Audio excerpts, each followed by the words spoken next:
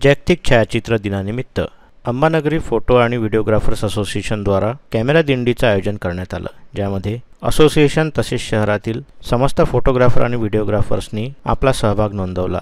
तसेच मोठ्या आनंदाने एकमेकाला तसेच शहरवासियांना जागतिक छायाचित्रण दिनाच्या शुभेच्छाही दिल्या।